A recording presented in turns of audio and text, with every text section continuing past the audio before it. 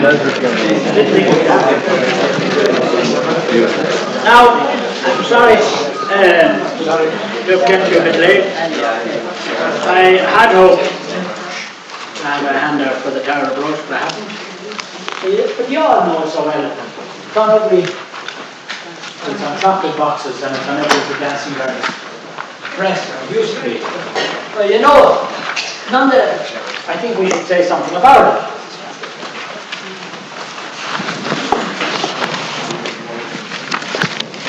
The Tower of Brooch, straight away, as you can see, is different from Brooch of Leicester. It's not like a hidden brooch like you get in Anglo-Saxon and Germanic world, but it's an Irish type brooch, the type that's found in Ireland and also in Scotland.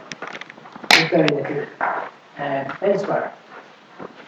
It's called normally a penannular, which means a gap circle. But these are called, if you like, pseudo-penannular, because they're not really gap circle. Nonetheless, they do retain always a line or a bit of ornament down the middle, indication as if there was a terminal there coming around to another terminal here with a gap. But they were tied on with this silver woven silver wire. Now, the Tower of Brooch, straight away, you have it on the back if you watch in your hand there, because you have something about the Ardagh Chalice, and I did write dating the Ardagh Chalice, and I've given you the dates leading up to it. Most of you won't have heard of the Book of Derrfnaflan, yes. I've skipped a whole lot, the Book of Lindisfarne, yes. The Book of Kells doesn't enter into it. We're back before the Book of Kells now. The Tower of Brooch, about 700 725. All those dates are based on one generation. Really. Because any extra studying history of art and knows that what you do when you begin painting, you'll still be doing when you're done. It's great extent. In other words, you live for 25 years, you won't change your style that much. Most sculptors or painters or metallurgists wouldn't. So you've got a couple of days there to work with, anywhere between 25 years. Tower of Brooch is not of gold. First of all, there is only one gold brooch in Ireland at this time. The Ardagh brooch from Loughlin, County Derry. It's a very nice brooch, very attractive, but all the others are of silver or some of bronze. A lot of them look like they're of gold because they've been heavily gilded or decorated with filigree, gold filigree, which means wire, gold wire, like beaded wire. There's the Tower of Brooch. It's quite a small brooch. I think it's about 7.5 inches from there to there. Makes it about 3 and a bit inches across, not very big at all. You get the measurements yourselves quite easily, if you never remember. It's quite a small brooch, and it is the most beautiful brooch, and it's one of the earlier ones. The Huntston brooch might be a bit earlier, some of the other ones might. See it down there, the Huntston brooch is in Ireland, down in Ardagh in Scotland. But anyhow, these ones are, this one is one of the earlier ones. Now, it was cast, the technique was cast in the sphere method, or the lost wax method, which means they made a model in wax, put it into clay, heated it up so the wax ran out, left the impression required in the middle of the clay, poured in the metal, which took the form of where the wax was, and then they had to break the mold. So there can only be one. They had to break the mold to do it. And it consists basically of a hoop, a ring if you like, and a pin with this hinge and this extra bit.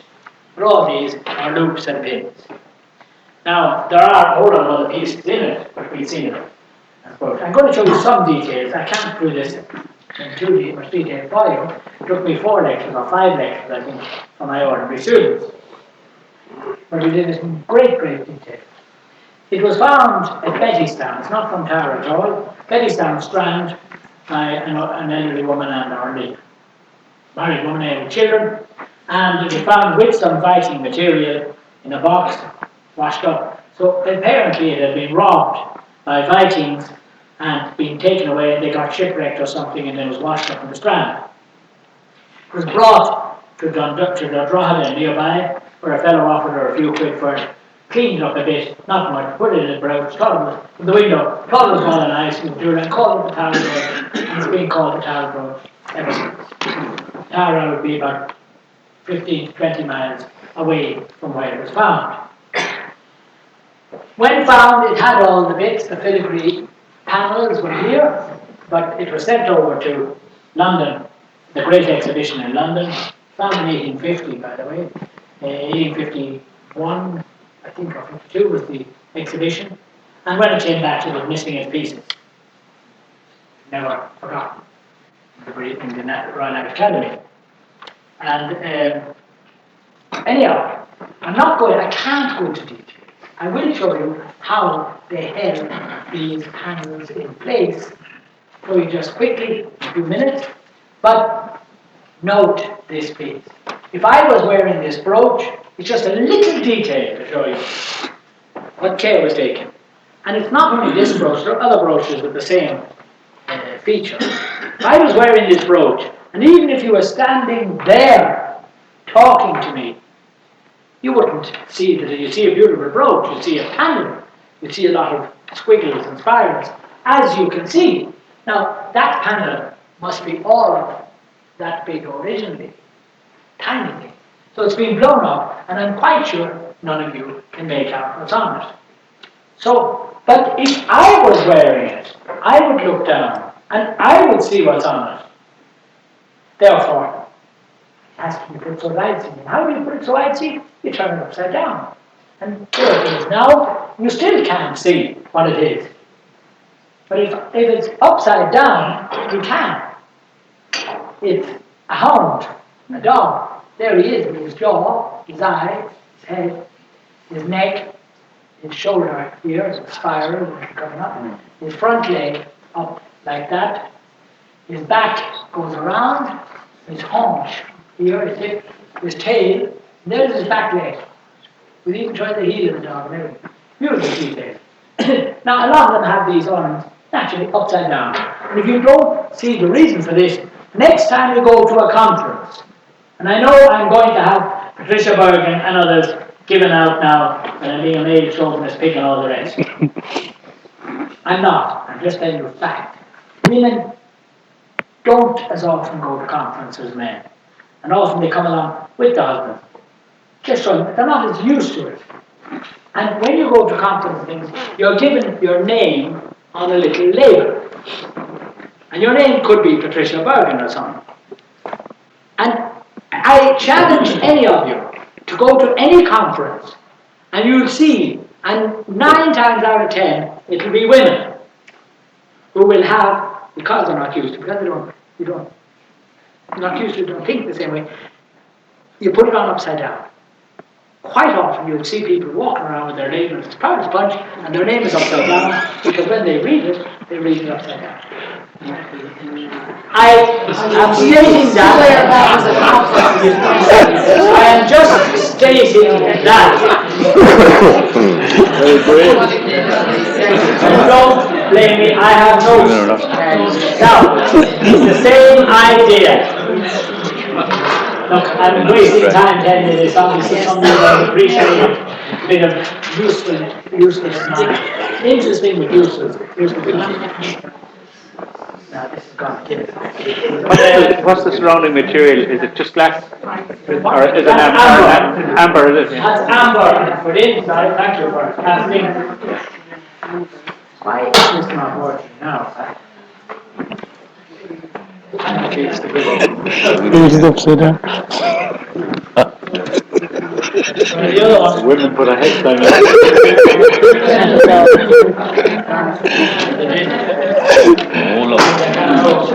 Now, there's a detail showing you the missing handle that's gone.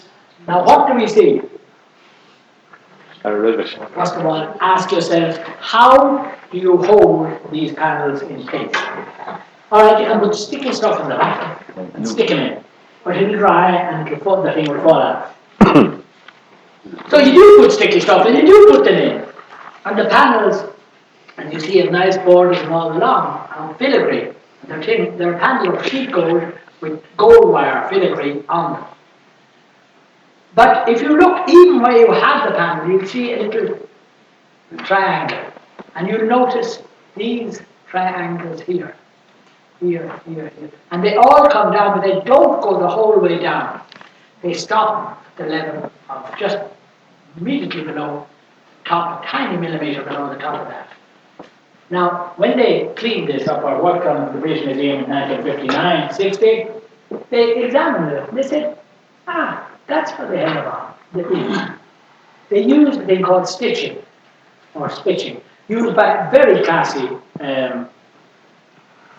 jewelers nowadays. This is all silver, and they've gilded the walls of the sunken panels, which are sloping slightly. So we can see what these are. They're little punches in the metal, done with a point or something.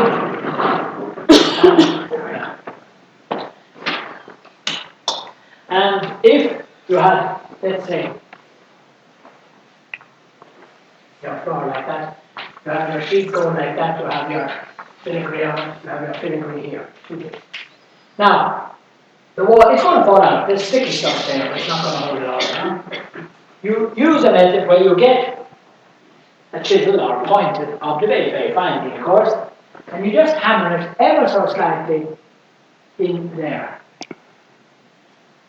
And when you do that, hammer it in there, and anybody who's ever done a chisel in wood, or even with one of these things you can get, or even a knife, but if you want one of these things on butter, to make butter rolls, or with a knife, you'll find the butter will curl over. Do it in wood, the wood will curl over. So do it in here, and that might just curl like that. And it tells it. A tiny little trick that they invented and did. And there are other examples of it at this period on some of this Irish metalwork, and it's still done. But it's a very clever thing. It's a little detail that is not widely known at all, but is important. So that's one of the reasons I wanted to show you this particular piece. Now, one could go into great detail about all this, how the amber was here and how the top was fixed on. It's missing there was a gold disc there. The amber is not cut up amber, it's kind of ground up and then re-solidified and pushed in with the fingers. You couldn't do it by cutting it up. But I want to show you that even the back of the brooch. I told you, the Celtic used to love decorating everything. And he decorated even the back of the brooch. Many of the brooches have decoration, generally just here and here on the back. But this one has it all over.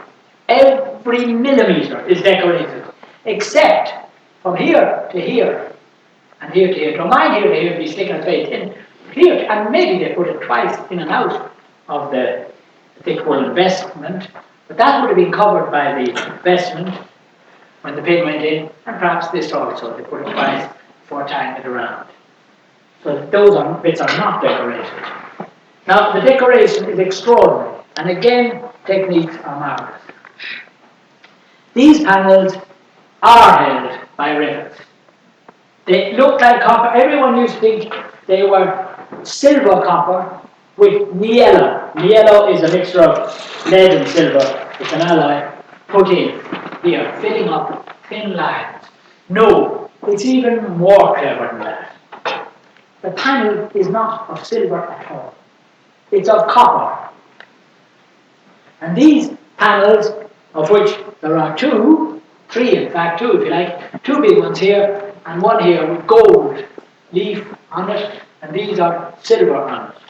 Now, what's so clever about it? Well, it's held by a rivet, as you can see coming through here, and you can see the rivet decorated at the back with a little silver-headed stud with, it is a silver rivet anyhow, with a bit of gold filigree. But how did they do all this? Well, I can only quickly tell you. They got the panel of copper. They carved all what you see in silver back. So they left what you see, the copper, half a millimetre or a millimetre raised. They chased out the background. And then, what did they do? They covered a wash of silver over the whole lot. Covered the whole thing with silver, and then got something like that and rubbed it till they rubbed away just the tiniest hundredth of a millimetre or something, and left the bits that were higher than the others clear and coming through the silver. An extraordinary thing for the early 8th century after Christ. So you can see the tower brooch is pretty fine. They're not actually trucking after the average chalice, but still it's bloody marvellous, as you can see. Now I can't go into other details about it. I could, even looking at it, but I just haven't got time. Just want to show you proof that it was done in the lost wax method. It's decorated even on the outside, on the inside of the ring. You saw it in the back, and that is in what a term, all this ornament, is a term we call chip carving, or Derrfnaflan, to be more correct. If I had blackboard ready, I could write it Kerfchni, double T, so the German word we use. But there it is, and it's heavily gilded with mercury gilding, they call it. They're applied with mercury. You can see even the back of the pin, which this is a separate piece with a pivot, with a rivet going through, holding the whole lot on. But even the back of the pin, and it's a sign everything is decorated. It's a marvellous piece. But let us move on from the Tower of Brooch to the pièce de résistance, the greatest piece of work, metallurgical, artistical, and was probably ever done in the world. It's Benvenuto Cellini or anyone couldn't have done the Ardagh. And sure, the Sam Maguire Vicky is a full copy. It doesn't matter what you think of it, Sam Maguire, it's only a copy. These are marvellous. There's the hoard as it was found in 1868. You've got the details. There's the bowl. There's the little cup that the priest will have used, the public, the community will have used this. And there's forward, which is the latest one, dated about early 10th century. So that's probably the date it was, the whole lot was stored in that hidden. 920 or thereabouts, probably. Probably Vikings again. Ardagh, County Limerick. Now, this, it's Chalices Menestralis, but it was probably never used. It wouldn't be very functional. It was probably like the tower, like the Book of Kells, just placed on the chalice on the altar on special occasions. It's a marvelous piece. The proportions are beautiful. I think it's about 7.5 inches high. Certainly 8.5 to there. I think it's 9, 7.5 maybe across. Same again. It's 9.5 going down. As far as I remember. It doesn't matter, it's elegant. Now the bowl is laid down, beaten out and spun on a lathe of silver with applied panels which are held on by rivets behind the studs of amber and glass, and this is held on purely by pressure. You'll see that in a minute. And these are 3 pieces here, all of cast bronze, very heavily gilded, cast in the same metal with Derrfnaflan ornament too, and held by a rivet going all the way through and decorated, as you see at the top here. But that's not all. Look at the sides. Beautiful. You agree? Panel missing here. You can see the silver bowl underneath. And these lovely studs. But this is a lovely piece of work, and the handle is particularly good. It has flanges, in other words, raised both ridges here on either side to make it strong. Remember that, because it's a rather nice thing. It's a series of studs down the middle. On the outside, glass studs which are raised. And little boxes pushed through holes. I go into a long time telling you how they made all these frames. They didn't cast them, they cut them. But these ones are sunk in the thing. but they cut holes right through, so it's held on from the back. The rivets that hold the whole thing together are behind these little studs. These are just decorative. And these are, of course, cut with compass and such like. It's lovely. But I can't in detail, just to show you the handle here, and a deed. Oh, let me go back up again. We missed one, it was an empty one, probably. Missed it. There is just to show you the two studs, beautiful studs of glass. We have molds for making this type of stud. One found in the Gorkranow with the glass stud still in it, where the mold had ridges, so little grooves were put in the glass stud, which would later be filled by red enamel, like you see here. And these are little gold panels. You can see lovely panels of gold. How was the whole thing held in? Because naturally, these would all fall out. Those ones would fall that way, or well, wouldn't, because they're slightly bigger than the flange at the back. But these would all fall out in the back, unless you had something to hold them. Well, in fact, that's quite evident when you look at the back. There's what it looks like from the back. So it's simple. The whole thing is held together by either a mechanical idiot or a genius. If he knew what he was doing and he seemed to know what he was doing, he must be a genius. Or somebody said that due to technical incompetence, he had to make do with his brains instead of using the obvious.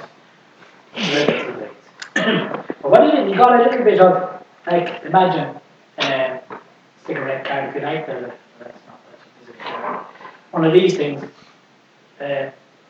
of metal, and he pushed it in behind that, and you can see it there, and then he let go, and the pressure kept it against the back for counting years or more, and prevented those things falling out the back. It's very simple, very simple. Now, all these studs and these panels are slightly larger than the hole in the frame. Holes in the frame, which meant that they're held merely by pressure. This frame is open work panels, held by pressure against the bowl. Now, if you look at this, I come back to this, just remember, look at the shape. It's very, very, very slightly wasted there, narrower. So we worked out on that. This is called the bowl girdle, and there's 3 different types of panels. There's 12 panels, 2 are missing, and 12 studs, 12 muscles and all the rest. And there's 3 different types. There's the type that is ornithomorphic, and these, by the way, there's hundreds of pieces of these, of little filigree. There's a sheet at the back, which is pushed up by repoussé, put onto the pushed up ridges are the filigree wires, one on top of the other, sometimes 3, 2 and 1 on top in the middle. And then they cut through the background to make it so you could see through, and then put another sheet behind. Look, it's unbelievable, all just to get an impression of depth. And here you can see them, and they're held on to some extent by the studs, really by pressure against the back. That's ornithomorphic because there's birds' heads here. That's the eye, that's the head, that's the beak. There's another 2 birds here. There's one bird, there's the other bird. The same here. Very simple. The other one is, next one is plainly, simply knotwork. Nothing more. Just rather simple stuff. You can see it's very fancy too. As a matter of fact, there's something that you might notice they made an effect of a cross there. And then you have these, which are zoomorphic, because they're like animals' heads here. Another animal head here. And there's his haunch, the back legs going up there. Now back on themselves. That's his shoulder, that's his front leg. You can see. Now, is that glittering down the bottom? Holy Lord. There's the bowl. Obviously somebody has seen something. But the number of people that go in and look at the Ardagh Chalice and don't see, that's one thing you learn from archaeology. I keep telling you the other day and today, one of the whole things I tell my first students when they come, if they learn nothing else, they learn to see, not just to look. For people who look at this and don't see, and you could be looking at even at that, and you mightn't see. And I brought people into the museum, and I borrowed from the museum the big magnifying glass, and they still couldn't bloody well see. I don't know how. But if you look carefully, you'd say, oh, but the Celt didn't cover everything with ornament. He was disciplined and controlled, yes, but look carefully. And this is what you see. From here to here, you can just see the slight difference in the texture here and here. And in fact, the lines coming around here. Now, very, very finely chiseled on the thing are the names of the 12 apostles minus Judas. I think I say in the handout St. Paul replaced Judas. Most people say that. I've been looking into it later, and according to the Gospels, it was Matthias who replaced Judas. And I'm going to have to check these bloody names and see whether Paul is included at all. I think he must be, though. People wouldn't say it. But that's Bartholomew. There's Bartholomew, done beautiful fine chiseled work in the same sort of letters as the book of Lindisfarne. Very straight, vertical, zigzag type of lines. And even with the blocks behind. Now, how did they get the girdle on to hold it? Well, a photo, I hope I've got the right. Yes, taken in the British Museum by the laboratory, when they took it apart, and they took the whole thing apart, there was nothing else to work on it. They found scratches all going through the nails, which means that they put the girdle on after they had written the thing, and they had to. And they put all the pieces on after they had done all the scribing, which meant that they had to have everything on first, then do the scratching of the names and of the decoration, which I'm not showing you, I can't. I'm showing going around the medallions and around the handle, ending in dragon heads. Lovely things. I'm sorry I can bring them down now, but I didn't. And they must have done all that scribing and then taken off everything and put on the girdle, the girdle. And how did they put on the girdle? They turned the bowl upside down, like that, upside down, put the girdle on and pushed it, made it so tight that they pushed it over the slight bulge that we saw till it slipped into place on the very, very slight wasting. And it stayed there. And it stayed there and held all the pieces in it together. It was a risky thing to do. The girdle is made of several pieces. I suppose if it came apart, they'd just try again. But they got it done. And there's the evidence. So, just another example of the way the archaeologists look for evidence of manufacture and technique. Here's the neck bit. I assure you that you can't really see it. Maybe you see a slight difference there. It's a kind of running swastika all the way around, that wide, all the way around the top. But this is three pieces. A piece here, which is under the bowl, which fits into the collar here, which fits into the foot piece here. The neck mounting and the foot mounting. They're made of bronze in the lost wax method, the chip carve method, which really means they're like as if you chip them out of wood. It's really out of hard beeswax. And it's not easy. You can't afford to make mistakes, you know. You have to start again every time. But it's beautifully done and then very heavily gilded. And how there's a rivet is all that is hiding a bolt, a copper bolt, which goes all the way down. And there, if you look at the detail, that's a drawing from the British Museum at the time. And there's the inside the bowl, head of a copper bowl, it's gilded, coming all the way through. That's the neck mount we're looking at, coming down to here. Because at the bottom, there's the inside, that's the bolt that holds the whole thing together. And there's the little tiny silver topped rivets that hold the handles and the medallion with the cross on it from the front. And everyone forgets, of course, that the bowl has a silver, a brass rim around the edge. There's a C-shaped rim that fits on it, which is most attractive. You'll see when I show you later. As a matter of fact, I just remember that practicing one beautiful slide. However, that's to show you the bottom. Now the bottom, the thing stood on that. You never see it. But they'll come Rory Davis and Ardagh Hearn. They decorated it. And they even decorated the underside of the foot. And this whole area is to hide the bolt coming through. That's all. Of course, when you're drinking from it, other people will see it. But it's not usual to have it all decorated. And they've done a lovely job. Now, I'm not going to show you the top, and I cannot explain the whole detail. I think I've just got a slide show you the whole thing exploded, as it were, taken in the British Museum. That's modern. Leave that out. The crystal and the whole way up. And there it is to show you the centre. The crystal can be taken out, and then the whole thing can be more or less taken out. But this has to be held together.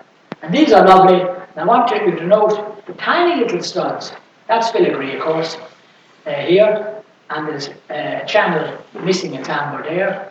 But these little studs are tiny. They're about a quarter of an inch in diameter. Little blue glass studs. And they all have lovely... it's actually... Sorry, it won't go down. What obviously is missing is one of these studs with... And I'm sorry, it won't go down. I wonder why. I think the projector is not what I've used usually.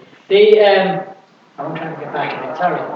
You'll see it with the gold filigree put in, 3 little C curves. And they were just pressed into the warm, molten, well, not quite molten. It was beginning to harden, the glass studs, when they made it. And just before it solidified absolutely, they pressed these wires into place. And we know that because, no, it's not coming. I thought I'd show it to you. But we have some of them where they're missing, they have fallen out. And you can see where the wires fell out. Now, the bowl, it's decorated above and below with an upper foot girdle and a lower foot girdle. And you can see the studs. I'm not going to show you the upper one. You can take it, some of the panels are missing, and these studs are of 2 different types. Rather interesting. But I'm only going to show you the bottom because it's more interest. There's the bottom again. I want you to note the blue glass studs. Now these studs are what the chalice stood on when it wasn't used. They've been 1,000 years in the ground, or 850 years in the ground, and they've been standing on those studs for the last 100 years. And yet, we can still, they're blue glass, we can still see through them. And by the way, I'm not going to show you these panels. There's 2 copper panels, there's 2 trichinopoly woven wire panels, 1 plain and 1 pearl, if anybody's interested in it. I know anything about knitting. The other, then there's 3 press break or stamped silver panels. And there's the middle bit again. But I want to show you the studs. Oh, sorry, there's the way the foot girdles are held together. That's through the stud at the bottom. You go inside it, you have a rivet which goes right up through everything to inside the stud at the top. And that's the chalice. It's quite a complicated affair, as you can see. And here's the stud.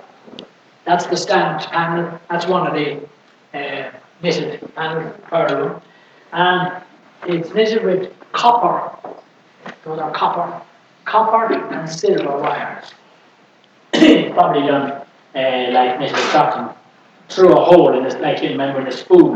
You put thread through it and you get a long hollow string, and then they cut it and open it out, and you have a flat panel. But these are very interesting.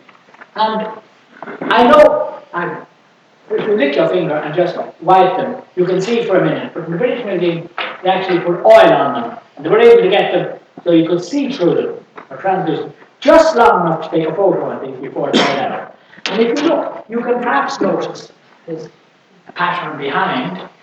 Oh, it's overdoing it because nobody's going to see these things. But here is the silver panel that's behind them all. There's a stamped silver panel behind them all. The stud is gone here, fallen out. There's the copper panel. But the blue glass has fallen out. That's behind every glass at the bottom. So you can see it's an absolutely amazing piece. Now I'm finishing with Derrfnaflan.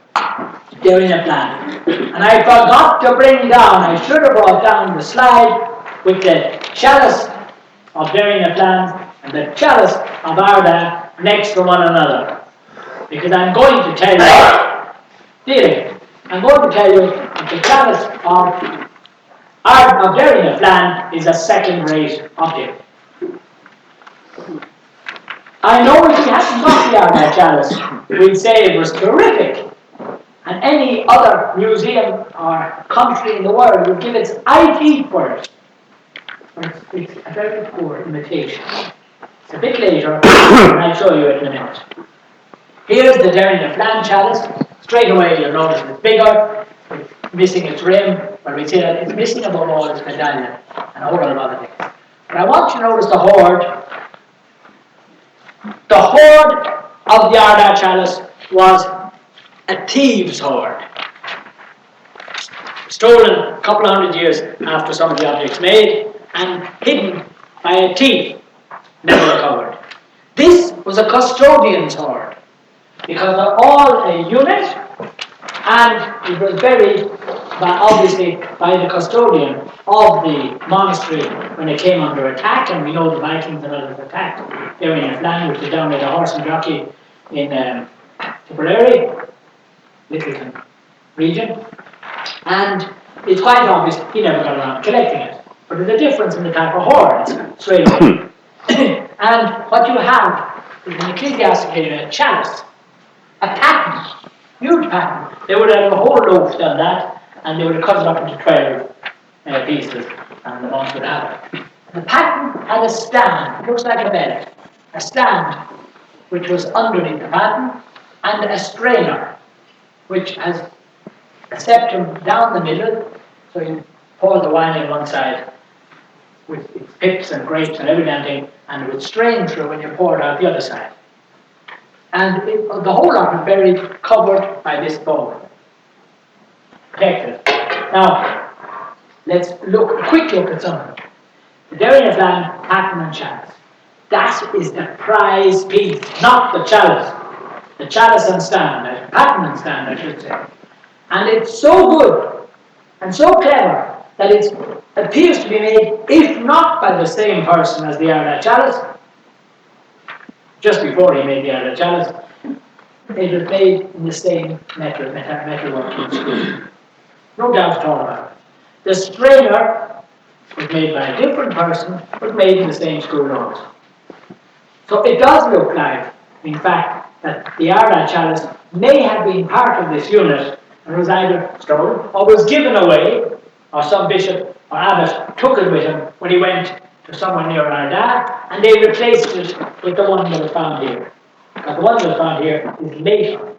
It's 50 or 60 years later than the Ardagh chalice. But this is the same date as the Ardagh chalice, and it's really beautiful. It's made of silver, again spun with a little hole in the middle, and lovely filigree and studs, which are very like the studs of the Ardagh chalice, and the whole way of attaching them is very similar to the Ardagh chalice. Now I can't go into more detail, I'm sorry. I'm going to show you the strainer, the strainer, obviously here, and you pour the wine in and pour the wine out. But it makes an awful mess. In other words, and furthermore, this is bronze. This handle is too springy and light. You fill it up with wine, it would go whoop like that. Clearly, this was not meant to be used. Neither were the other objects. They were for presentation on an altar, on special occasions, feast days, like the Ardagh chalice, like the Book of Kells, like all these objects. Duckham, Glory Davis, and all Marshall Death. There's the chalice. Looks lovely, it is. It's a trot mat, it's a poor effort. It's missing the rim, the brass rim, which takes the bare look off the other one. It misses the medallion here, misses any inscribing except 2 lines inside, which probably were put to show where to put this on the outside. And, I should perhaps have brought another one, I'll show you the side. There's 3 big studs, but they're all amber. It has no glass at all. Later, it's late 8th century, the Derrfnaflan chalice. Late 8th century, perhaps even as late as 800, but I doubt it, I think it's more likely. What date is the Ardagh? Sorry. What date is the Ardagh? The Ardagh written there behind you. 725. 725 central date. 710 to 735. And this is probably, the pattern is a bit earlier, as you'll see there, and this would be about 775, I would think. But it could be late 800s. Now, that is very poor, it's all amber, And here, we have decoration on the bottom, very crude. The filigree is very coarse. We'll go into this next year. But I'm going to say the bottom there's no bowl stand. Look, you see, there's no decoration on the bottom, and that's the bit on the underside. Could you even think of comparing that with the lovely crystal and the bottom of the other? And that's my story, final. I'm sorry I haven't time to really do these things properly, but I've given you a handout for them. If I can get a handout of the next of that paragraph, something on it, I might have it for you. I'm something like this. There's only one